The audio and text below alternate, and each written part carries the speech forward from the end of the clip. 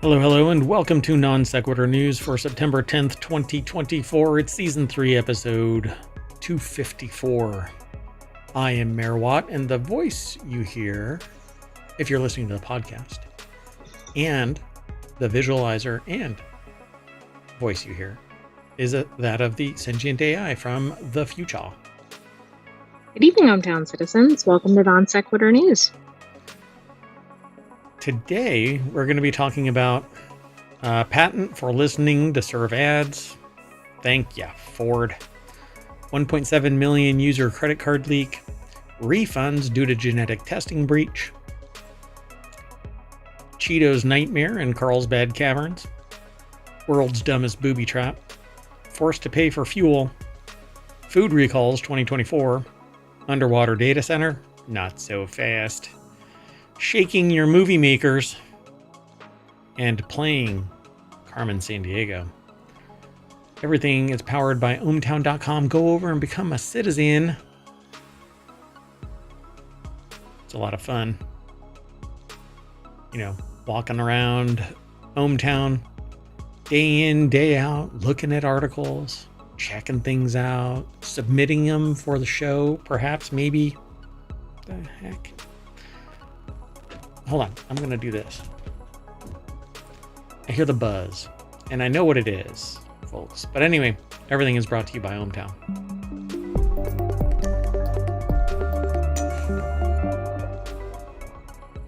I tried to explain to people today what associative thinking is. Did you demonstrate and they didn't follow it? Yes. And I think that I scared people. Somewhat large crowd. Guess we'll see. If I'm invited back. All right, folks. Let's get into today's articles. First article's over in the mobile channel. Ford seeks patent for software that records your conversations to serve you ads. Win-win. God. How dystopian. I'm so tired of this, and it's just a constant refrain of invasion, monitoring, blah, blah, blah. You know that this shit's getting sold. Pardon me. 2 minutes, 42 seconds before I dropped a bad word. Potty mouth. Mayor Watt, potty mouth. We need a alert for that, too.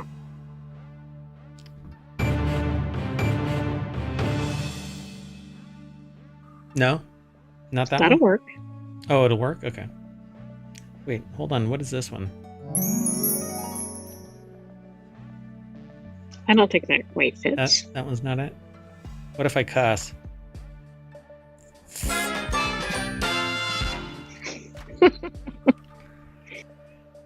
Anyway. Yeah. Let's just go over to Gizmodo. Maybe that'll make me giggle. Lucas Ropek puts this article together over at gizmodo.com.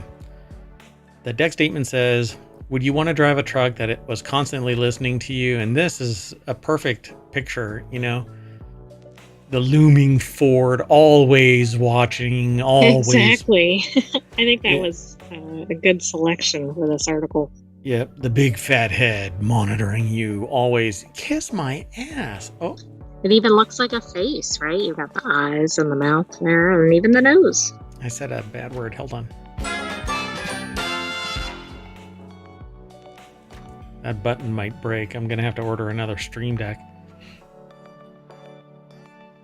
So, Ford Motor Company has officially given you a reason to stay the hell away from their cars. The automotive giant has filed a patent for a product that it claims can record the conversations you're having inside your own vehicle so that third parties can then serve you ads based on what you say.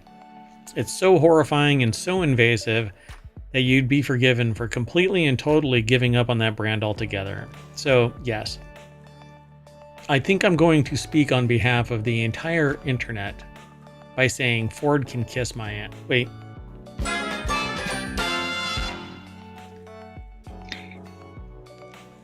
I mean, that is even beyond all the other things we've seen.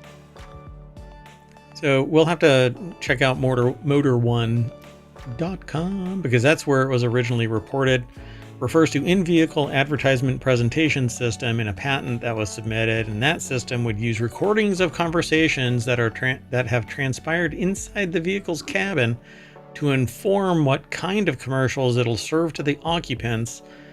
And I shouldn't have any freaking ads inside my car. I know, that's like the least of the outrages here, right? I mean, and yeah. Like there's total. So I've had Fords in the past. I actually had a Mustang and I got rid of it because they suck in the snow. And but climate change, you might be able to get one again. Ooh. And I get the bonus that the ads will be relevant, even though I've never owned a car in my life that ever served me ads. Why the frick is that? Wait.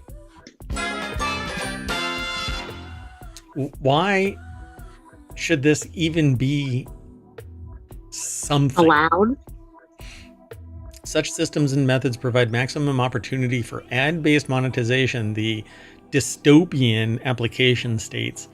The systems and methods may use knowledge of vehicle destination prediction to provide more. So it's basically the same thing that GM was doing, tracking your location in real time and providing it to third parties. But this is worse, and that was pretty outrageous. If a user is going to a grocery going grocery shopping, merchandise purchasing, etc., which I don't know why they would frame it like that. But anyway, if you're going to go spend money, it can predict where you're going and send you relevant ads. What, while you're driving? Why the frick is it sending any ads in real time? Well, that's a good point. I mean, I wasn't even thinking about like the safety aspect, but maybe this is why they need all those passenger screens. It wasn't Ford, but it was somebody else. Right, yeah, I don't know who that was. I can't remember. It was an article about cars that have technology built into it, and it causes friction with the owners. So in a statement shared with Gizmodo, Ford emphasizes the filing patent for technology that would help advertisers spy on customers didn't necessarily mean it intended to implement it, because, you know, I spend $25,000 plus to apply for a patent that I may never use or that I won't use. Right, and as a consumer, I definitely want to spend whatever it is now, $70,000 or something for a truck so that it can record all my conversations, and I don't know. So this here just screams marketing stooge. Quote, submitting patent applications is a normal part of any strong business as the process protects new ideas, you can't protect ideas, and helps us build a robust portfolio of intellectual property. In fact, here, let me just tell you, if all it is an idea and they don't have an actual implementation, it invalidates their patent right out of the gate. They have to have a working model that they can demonstrate. You can't apply for a patent that is nothing more than theory. If you do and anyone challenges it, you had better have it ready to go. So, and patents aren't cheap. IT and IP alone, those combined, and that's what this is, you're looking at $25,000 minimum, and that's like a cheap date attorney who maybe woke up, you know, after they fell out from a drunken stupor, they fell out of their car into a gutter, and they're like, yeah, I can file that, sure. No, that was much more expensive than even 25 grand. So the idea as described within a patent application should not be viewed as an indication of our business or product plans. No, it's not an idea. If this is true, I think everybody should be auditing all of Ford's applications, because they should be able to demonstrate it, challenge every single one of them. And it shouldn't be much. All you have to do is file a complaint with a USPTO and say, I don't think that they've got a working model of this, and make them demonstrate it to the subject matter experts at the USPTO. If it turns into a court case, then I'm sure there's IP attorneys out there that would take that on just so that they can sit there and go, we took on Ford. You know? Man, this is disgusting. So whoever said this is probably not the attorney. It's some marketing stooge. Oh, I'm sure. Let's move I on. mean, Go. cars might be one of the few places that you're free from ads at the moment. Well, I don't think that you should be able to listen in on somebody at all. Why does that not violate wiretapping laws? Well, Unless I it's a think it'll be a good lawsuit about that and if they buying a actually car, implement it. shouldn't be tantamount to an agreement in perpetuity, because not everybody in the car is part and parcel to that agreement. Right? Think about if the person is, I don't know, a rideshare driver. Right. What if they're a government spook and they're talking shop in the shop, and suddenly an ad pops up for all your spy needs, for crying out loud? Right. You know, a criminal informant is being tracked because ads are in a Ford, and guess who buys a shit ton of Ford? Oh wait, guess who buys a shit ton? God, a lot of cars from Ford. Government. Well, I was going to say police, I think, but Yeah. All right. That's wild out of the gate, man. All right. Next article is over on Reality Hacker. Credit card information for 1.7 million users leaked in huge breach. That is a massive leak. Huge puddle of information. Just all over the place. yep, let's join every other breach. Sure. 23 and everybody knows me. I think by now people should almost be having a competition. Like, my data's been breached 120 times. How about yours? You want to know something really funny? We've had this conversation. Not you and I, but okay. Yeah. In my circles, we've had this conversation. So, how many of X organizations notices have you received? 3. Really? That's so payment, yeah, exactly. So payment gateway provider Slim CD, which sounds like a 1980s rapper. I'm Slim CD. Will the real Slim CD please stand up? Please stand up. They've been hit by a data breach where 1.7 million individuals had their sensitive bits exposed by hackers. I'm going to make that a shirt. Click with care. Don't expose your bits. So Judy Sans over at digitaltrends.com put this article together. Florida-based payment gateway provider. There's a problem. Slim CD has confirmed in a notification sent to affected clients that almost 1.7 million people that their names, credit card information, physical address, payment card expiration date have been breached according to a letter from the company. It's a trend that's unfortunately becoming fairly common. Well, security seems to be an afterthought quite a bit. There's some good news since the card's verification numbers were not included. Thank goodness. They should only be on the card, by the way. They shouldn't be in a database anywhere, and it's encrypted in the system. So nobody ever knows. And that encryption is salted and hashed, and there's no way to reverse it because they're doing triple des encryption. Okay, never mind. Anyways, Slim CD has improved its security and encourages those affected to remain vigilant for suspected activity or fraud attempts. So it's on you, dear customers, to go out and make sure that your information isn't being used, and then claw your privacy. And you should definitely do that by typing in your data everywhere. Everywhere, yes. So you're going to want to either freeze or monitor your Experian, Equifax, and TransUnion credit histories at the 3 major credit bureaus. Congratulations. And just good luck if you're in the process of buying anything. Oh yeah, good luck. Yeah. And just so you know, it happens to everybody at some point. It's not if, but when it happens. So be prepared. I had somebody buy a car in Texas. I had somebody put me down as the dad at a hospital. And I started getting the bills. That one was really interesting. I'm like, wow, what did I do last Friday? Moving on. Next article's over on the Mobile Channel. Genetic testing company must issue refunds after security breach disaster. Wow, we're having a lot of breaches. Hey, everybody's bits are getting all exposed up in her. So onehealth.io took it literally, left its customers genetic information because they did not want to be outdone by 23andMe. Unsecured, unencrypted, and publicly accessible on Amazon Web Services servers. Dummies. Matthew Galt over it. That's about the worst kind of data that could be out there. It's probably already in the 23andMe breach. And that's already been that's true. Qualified and quantified. This is probably just the information and may not actually, nobody knows it, you know?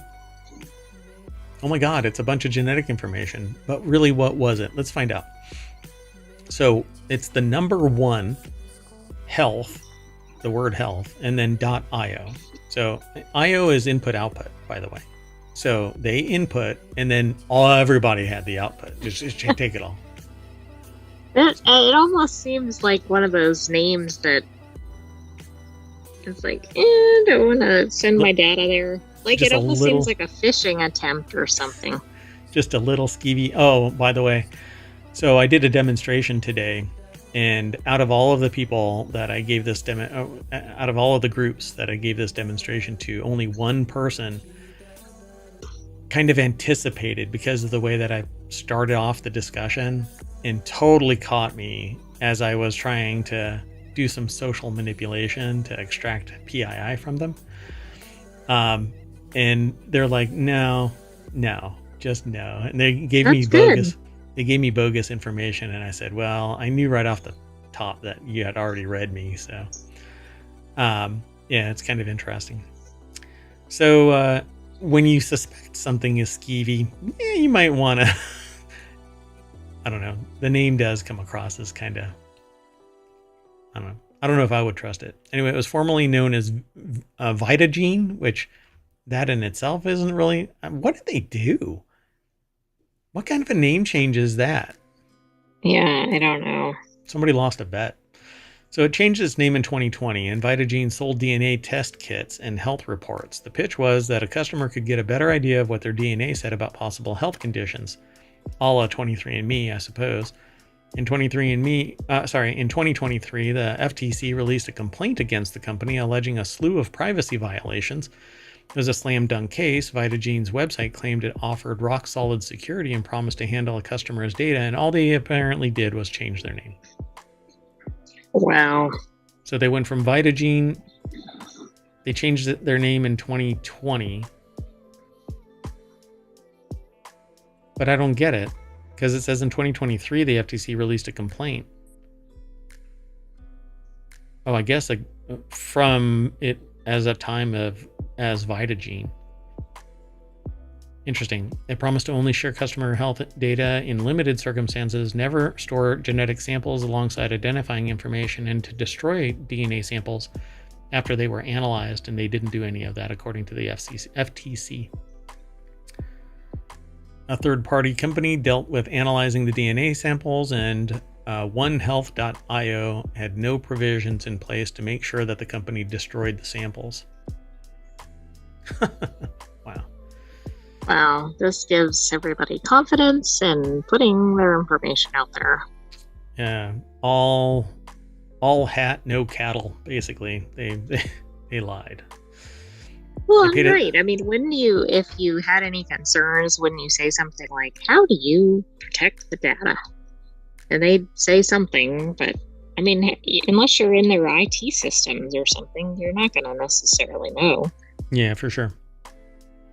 Because you have to Unless trust. they say something like, oh, we contract for somebody who checks in with us, every 6 months, or something really like, okay, they don't have it together.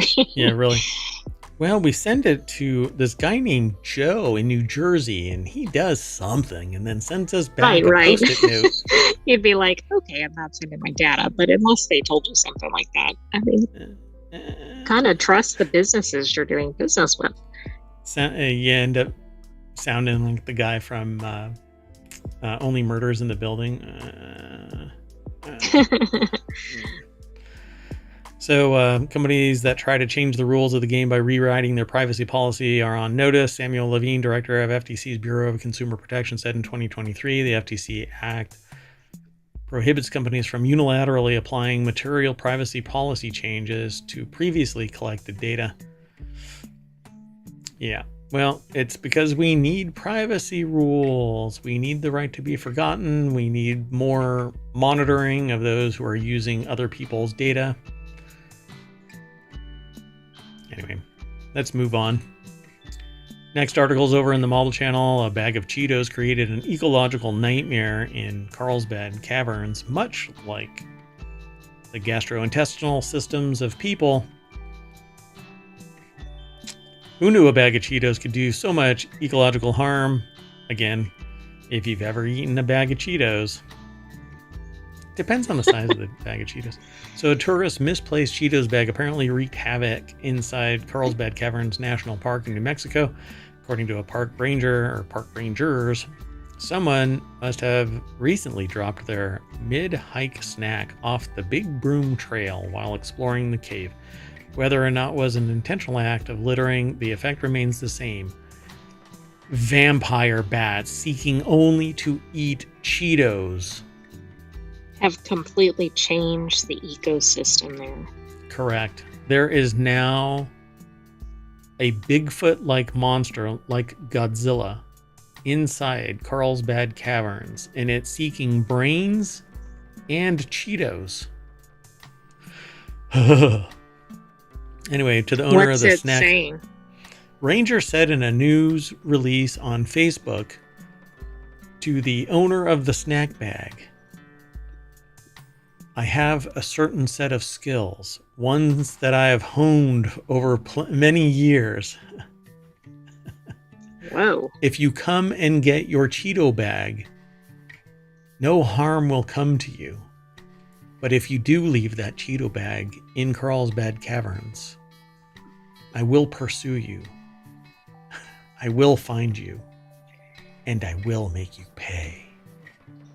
Do you think they're going to start a Cheeto check at the national parks? Hopefully a body cavity check. So to the owner of the bag, the impact is likely incidental, Ranger said in the news release on Facebook, but to the ecosystem of the cave, it had a huge impact, is what was actually said. Well, the article is over at vice.com and it... Oh, ARC. I'd use a different browser, but... So the article's over at vice.com. Sammy Caramella put the article together. A bag of Cheetos created an ecological nightmare in Carlsbad Caverns. So what is the huge impact? So there it is right there. And it does look like something gravitated to it.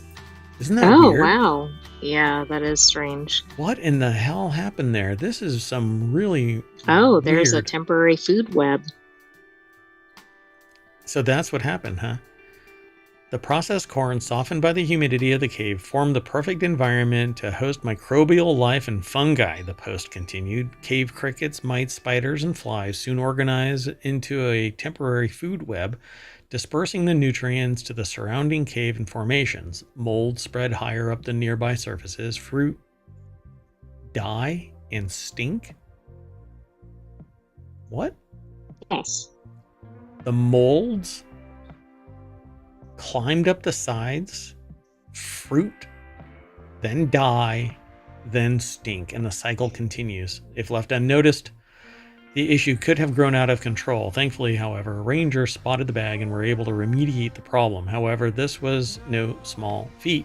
Rangers spent 20 minutes carefully removing the foreign detritus and molds from the cave surfaces. The Facebook statement continued.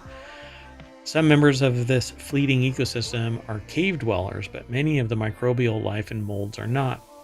This story is a perfect anecdote to reference when reminding people not to litter. Travel whatever path you want, folks, but leave no trace, leave no evidence, leave it as you But stay found on it. the trail when it's a place with a trail. Yeah.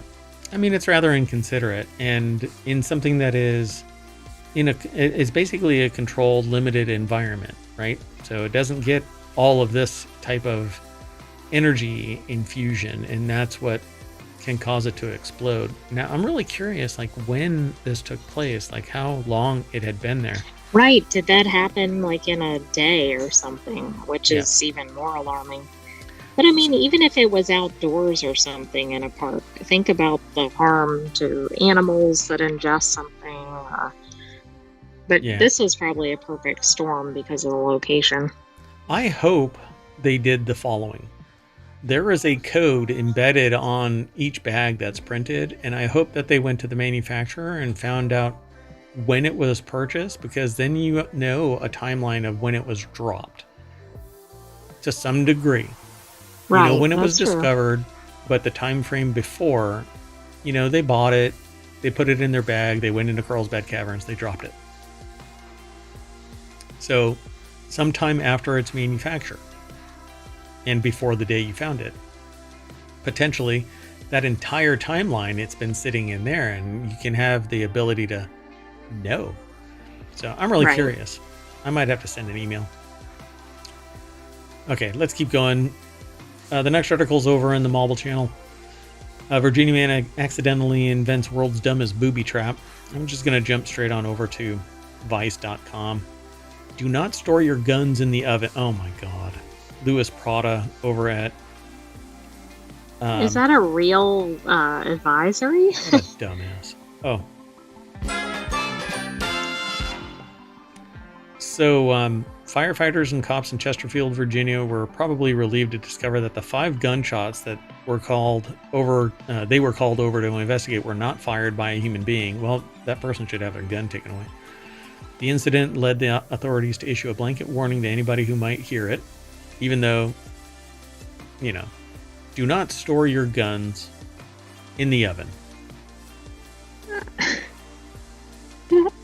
Who knew people did this?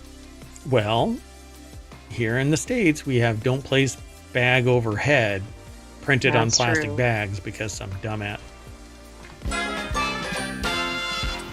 Somebody put it over their head and then took deep breaths. So firefighters responded to a report of a home fire, and it was home gunfire apparently, when they discovered that a loaded handgun was in the oven, had been inadvertently heated. When a gun gets really hot, it undergoes a phenomenon called cooking off. Yeah, that's usually... Wait, what if somebody opened the oven right after this happened? And it just sounds ridiculous. Right. Well, dinner would be called off, or everybody would show up. Gunfire, let's go to dinner. It's like Maybe ringing the nobody triangle. would be available for dinner. Chow bell. Ding, ding, ding, ding, ding, ding. Oh, nope, that's fire crew. Anyway, they showed up, and they've issued a warning to local citizens about keeping firearms in the oven. Rather than keeping little lead capsules surrounded by gunpowder in a box that can reach 500 degrees, perhaps consider a gun safe or a drawer with a lock on it. You really should have gun locks in. Well, and you might want to not have stuff loaded, but anyway. Yeah, that's true too. But see, if you have to defend your castle, you kind of keep... Any delay could make it so that you are ineffective at defending your castle. So I buy into the idea of 2A, but I don't buy into unregulated, unmonitored, unpoliced to some degree. Let's move on. Next article is over in Four Wheel Tech. Unruly passenger forced to pay $5,750 for the fuel his plane had to dump to land. Is this the one that we were This talking is about? excellent. They need to do more of this every time there's an unruly passenger. I agree.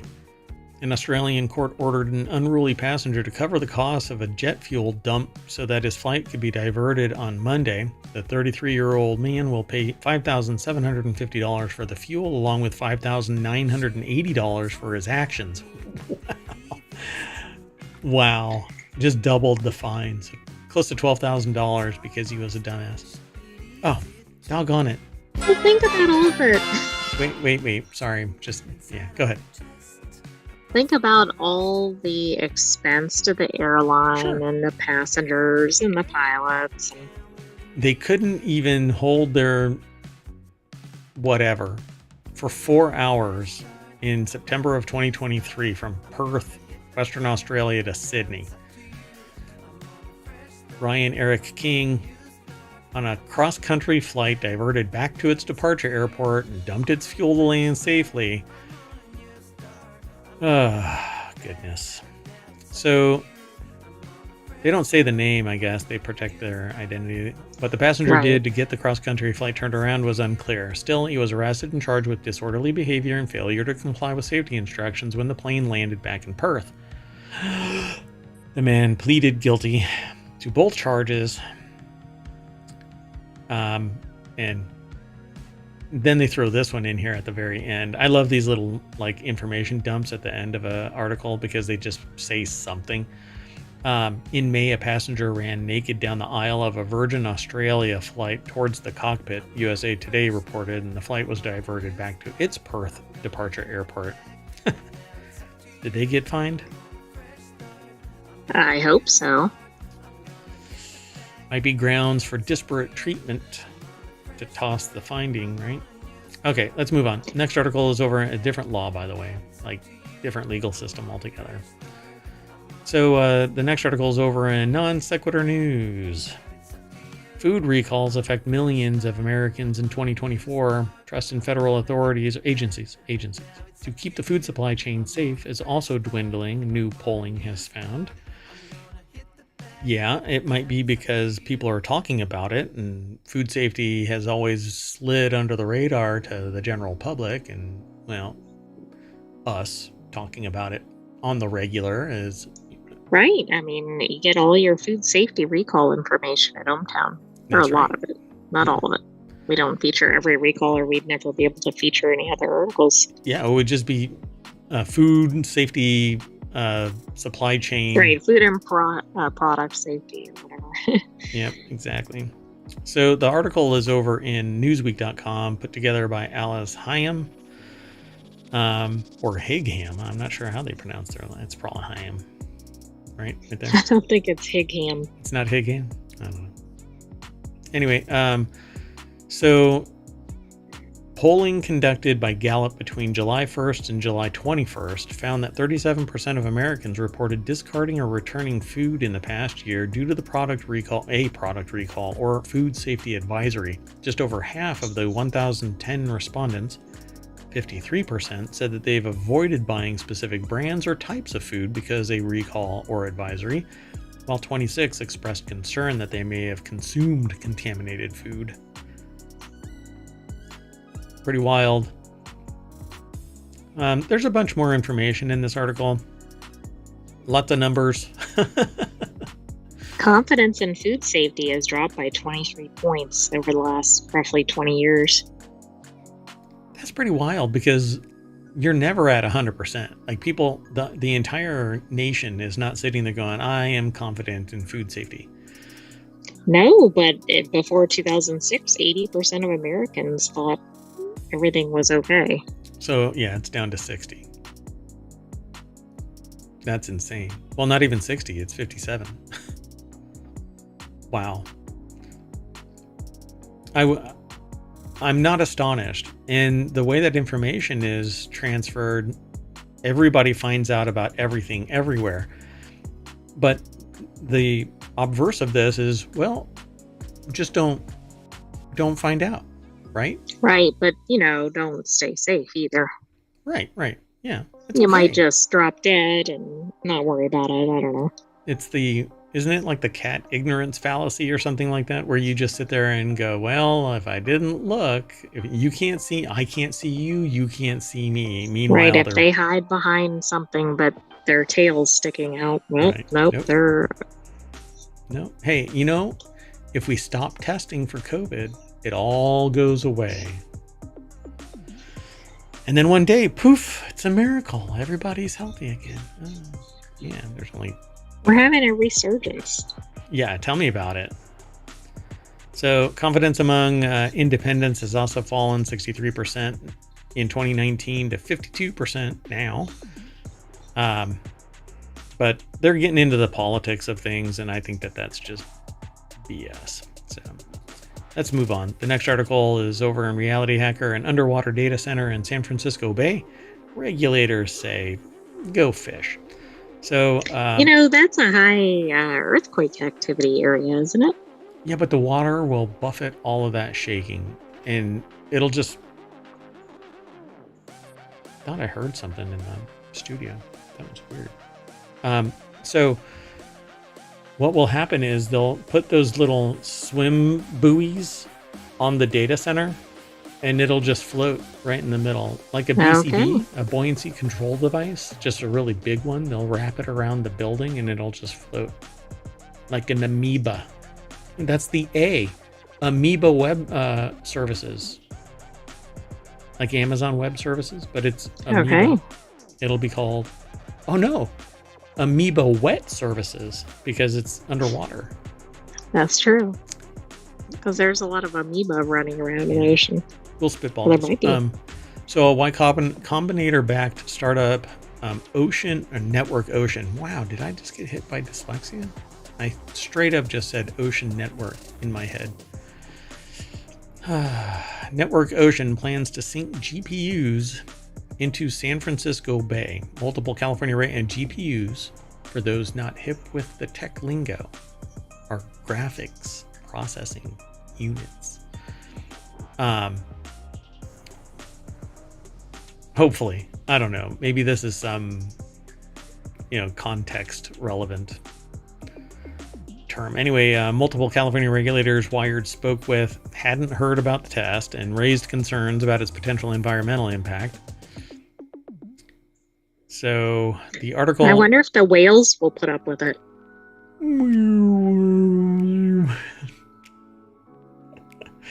That translated to the whales are going to come and kick it. So yeah, Haresh Dave and Reese Rogers put the article together, and it says, they want to... On August 15th, they announced plans to dunk a small capsule filled with GPU servers in San Francisco Bay within a month. It says there's this vital opportunity to build more efficient computer infrastructure that we're going to rely on for decades to come. The founders contend that moving data centers off land would slow ocean temperature rise by drawing less power and letting seawater cool the capsule's shell. I guess that takes new meaning to like water cooled, right? Yeah, that's actually, yeah. What's weird is I guess they don't realize that they have to protect that from salt water, like perpetually. Yeah, and salt water, it seems to be pretty corrosive. Can't think what the word is. Corrosive, yeah. I was thinking more like it gets into everything. Yeah, I think that's beach sand. Oh yeah, that might be beach sand. Yeah, it's grating, it's irritating, and it gets everywhere. Yeah. Same thing that... Never mind. I was going to say something about Taco Bell, but they win the fast food wars, and I like Taco Bell. So, although I'd rather go to a local place, like a more small time chain, not... Right, like not a national more chain or whatever. Yeah. So the outreach by Wired prompted at least two agencies, the Bay Conservation and Development Commission and the San Francisco... Wait, it's two agencies. So the Bay Conservation and Development Commission is one, and the San Francisco Regional Water Quality Control Board is the second one. That looks like three, but yes. Yeah, exactly. There's too many ands in this. I can't wrap my head around this sentence structure. Anyway, is that really the way that you're supposed to construct that sentence with this double dash thing? M dash. What'd you call me? Wouldn't you rather be an M dash than an N dash?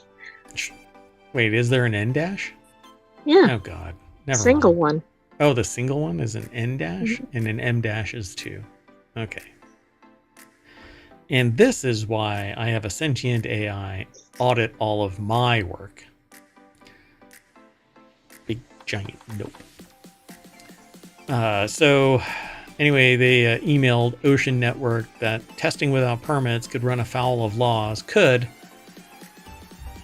That's kind of the legal lexicon for does. Right. Go verify. We're not accusing you, but we're accusing you. You better get your shit together. Damn it. Oh my God, I have to do it twice.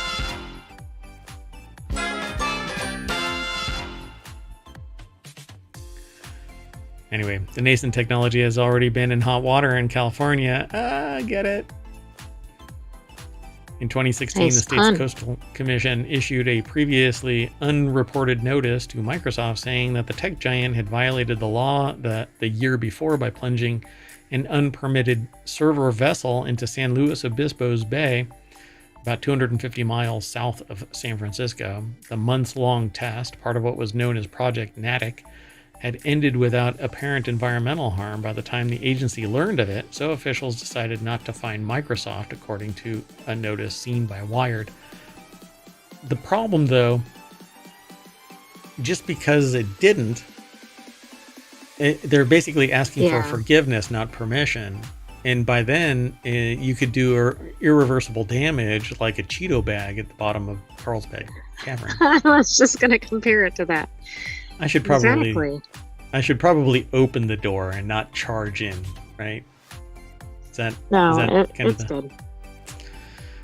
Anyway, so renewed scrutiny, something about a school project, but I think that might be something else. So let's just move on.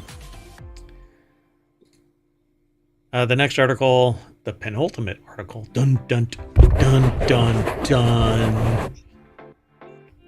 It's over on the Hatch Ideas channel, which is all about business transformation, IP, modifying your business practices, things like that to have you excel. It's really easy to give advice, though. Following your own advice is a really hard trade. Anyway, how streaming is changing the game for indie movie makers, so shake your movie makers. Kia Jam, founder and president of the independent film production company K-Jam Media, breaks down how the movie biz has changed and what has remained the same in an era of streamers. And by streamers, they mean like this, not those. Oh, they don't mean like the party streamers? Not party streamers, no. So, over at Entrepreneur, Dan Bova put the article together, entrepreneur.com. Takeaways here is Kia Jam is the founder and president of the independent film production company K-Jam Media. Sounds like a radio station. It does. Here at K-Jam Media. So the film industry had seen significant changes thanks to streaming, he says, but many aspects of what it takes to be a successful producer remain the same. Wow. So that right there, this whole rig is not inexpensive. That's a Red camera right there. It doesn't look inexpensive. Yeah, cinematic lenses, which is really funny because the other day, on Monday, yesterday, was the Apple announcement, and they were doing like supposedly professional level cinematography. Oh, right. Like professional grade or whatever. Yeah, supposedly. So Kia Jam is the founder and president of the independent film company. They've done Lord of War, Sin City, A Dame to Kill For, and the upcoming The Strangers, Chapter 1, and The Strangers, Chapter 2. In a recent interview with Entrepreneur, Jam broke down the state of indie movies. I won't go through this whole thing because it is kind of a back and forth question and answer kind of a thing, but they say, how has the role of a producer changed in the era of streaming? And I would probably say that in the era of streaming, the barriers to entry have declined quite a bit. That's true, right? You don't have to have significant equipment or expertise, right? Yeah, but it depends, because if you want to be competitive at that level, that's true. Like Sin City, then you need all of this. And they talk about it here. This increased demand has made it challenging to hire key crew members, leading to higher labor costs. Budgets have been significantly impacted, with streaming platforms influencing financial decisions. They have a slightly different take on the whole, like the world of streaming. When they're talking about it, is they're streaming to like Netflix or Prime. Okay, yeah, not like not mom and like pop. a YouTuber or something, or Right. Twitch. Yeah. And that's what I was really referencing, but yeah. Yeah, and that's actually what I would like to see, because most people aren't getting to this level, and if they are, they're subordinates, and not really, while being aware of it could lead to future positions because you're aware of something and can actually speak from a position of knowledge. Most people are just employed by those in the era of streaming, right? Right. So yeah, it says these platforms offer larger upfront fees to actors, sometimes eliminating contingent compensation, so it's one and done, which traditional producers may struggle to match. What is the most important thing you can consider when taking on a new project? And that's going to be subjective, but you can go over and check that out if you like. Just follow the links. They're already in the VOD over on Twitch. They'll be in the show notes over on YouTube. They'll be in the show notes over in the podcast. But be sure to go and check it all out. I would probably say the biggest thing, the takeaway from this is, if you're interested in being in this sector, not this sector, but in the sector that they're talking about, media, streaming, movies, anything really that's streaming, it says, above all, persistence is crucial. Stay adaptable, refine your pitch based on feedback, and remain determined, as funding or fundraising demands tenacity, focus, and the ability to face rejection. It's challenging to find a good financier or partner, so when you do, treat them right to ensure that you can work together again. Treat their money as if it were your own. Or I would probably modify that to say, treat their money better than your own. Yeah, that's true. Because, hey, when it comes right down to it, if you treated your money like you treat somebody else's money, maybe you'd not have to have a financier. Right. I know. Shots fired, right? Too soon. Plus, that kind of if you were that respectful of somebody else's money, there might be more money coming. Yeah. Hey, they were very respectful of our money. So what past project are you most proud of, and all of that? This is really a personal take on certain things that they might see as a change over their anecdotal period of existence in the industry. So I would just urge people to follow this link if you are interested in making movies. And I even like screenwriting and stuff like that. It's good to get a perspective of the movie makers. So I would go over and read this article. Let's go on to the last article. The last one for today is over in Technology Today. That's one of our shows, by the way. So be sure to go and check it out. Over on YouTube, it's much easier to get to all of them, because on Twitch, you have to scroll and find them. They need like playlists. I don't think there's playlists on Twitch. Which seems odd, but Focus, Merriwatt, focus. There's like zero, like you can do little snippets, or what do they call them? Doggone it. shorts? No. No, that's on YouTube. Doggone it. What do they call them? Hold on a second. Clips. They call them clips over on Twitch. And those stay, but I don't think you can do collections. Maybe that's, I'll have to take a look at that. The thing about anything over there is that the video dies after 60 days, it's so temporally limited. Right, so you don't necessarily want to spend a lot of time putting together a playlist. Yeah. I have to send everybody over to YouTube, right? Which is great because YouTube, well, except for that one incident, has treated us pretty well. So anyway, and that one incident consisted of killing our entire channel and then going, oops, that shouldn't have happened. 6 months later. But way after the fact, yeah. So, and killing our momentum for it. Anyway, last article for tonight is over on Technology Today. The new Carmen Sandiego game will let you play as Carmen Sandiego, which I think is pretty cool. I mean, I would have loved it when Carmen Sandiego first hit the shelves back in the 80s. Right. This was kind of a lag, but I think Carmen Sandiego has had a resurgence because it had the animated series. Apps and stuff like that have come online, if I recall correctly. Yeah, see, streaming app for iOS and stuff. So if you grew up in the 80s, then you probably remember Carmen Sandiego games and how they turned learning boring old geography into a fun criminal catching adventure. Netflix, Gameloft, and HarperCollins Productions are bringing the Carmen Sandiego franchise. Well, they're resurrecting Carmen Sandiego. Back with a brand new game that lets you play the famous fedora festooned felon. Dun dun dun.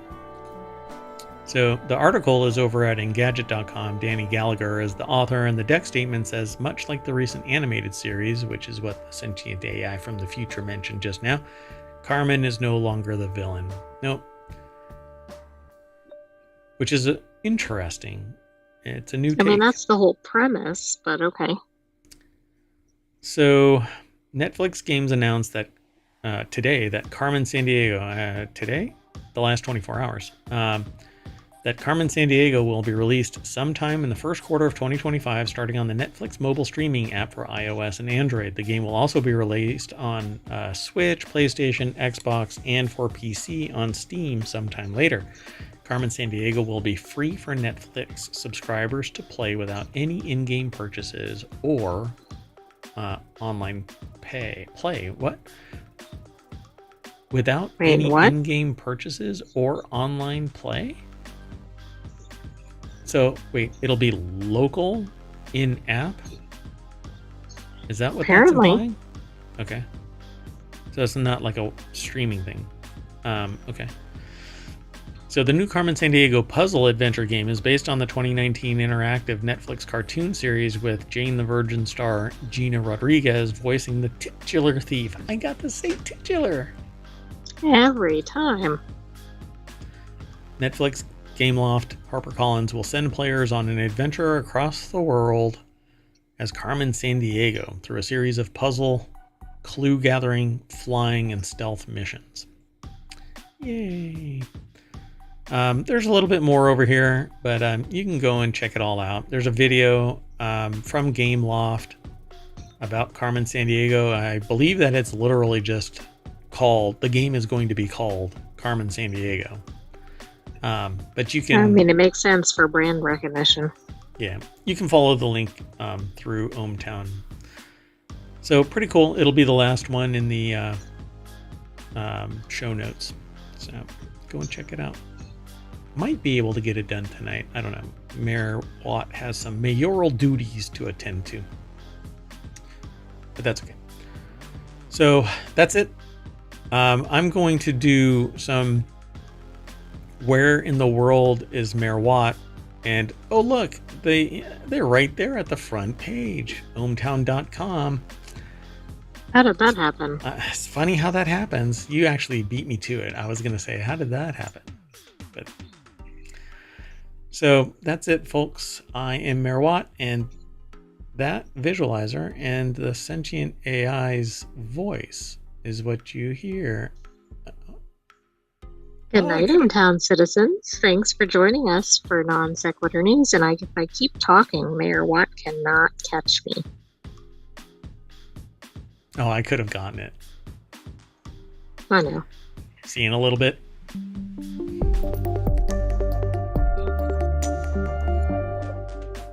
Hi, Carmen Sandiego. What are you doing in ohmTown?